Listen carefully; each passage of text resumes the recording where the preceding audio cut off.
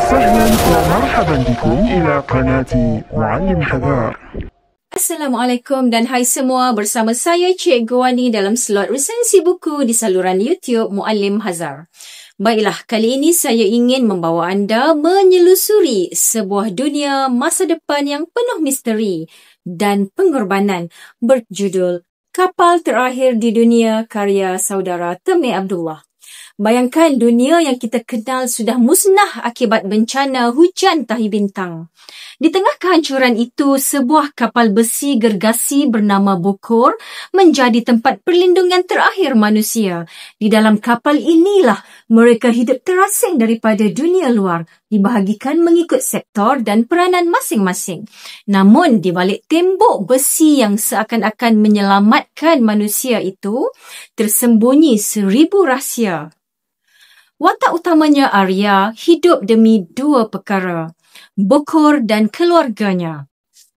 Tetapi segala-galanya berubah setelah adiknya jatuh sakit dan bapanya pula didapati melanggar peraturan kapal. Di sinilah dilema Arya bermula antara menyelamatkan keluarga sendiri atau seluruh manusia di dalam Bokor. Temi Abdullah mengangkat persoalan yang sangat dalam. Apakah nilai kemanusiaan bila dunia sudah hilang arah? Novel ini bukan sekadar kisah science fiction, tetapi juga cerminan kepada dunia nyata. Bagaimana kuasa, percaya dan kasih sayang sering diuji apabila manusia terdesak untuk terus hidup.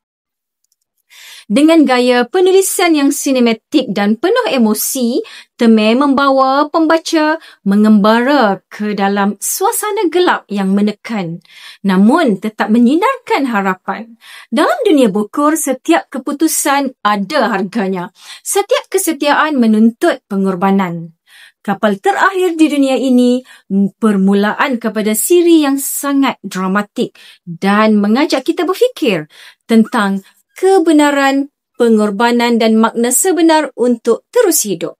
Sekian resensi buku kali ini bersama saya Cikgu Wani. Jangan lupa untuk terus bersama kami di saluran YouTube Muallim Hazar untuk resensi buku seterusnya. Syarat nilai, inspirasi dan makna kehidupan. Sekian dari saya. Assalamualaikum warahmatullahi wabarakatuh. Muallim Hazar, inspirasi kita semua. Ilmu di semai cahaya menyinar.